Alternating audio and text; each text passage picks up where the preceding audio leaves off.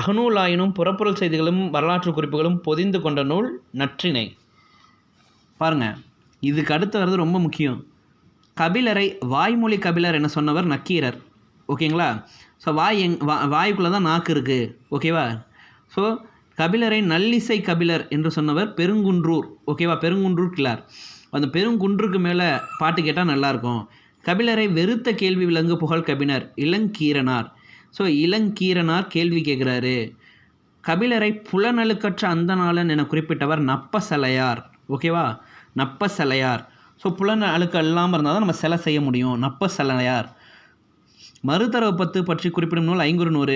செந்தளிர் கற்பகத்தின் தெய்வ திருமலர் என திருக்குறளை போற்றியவர் இறையனார்.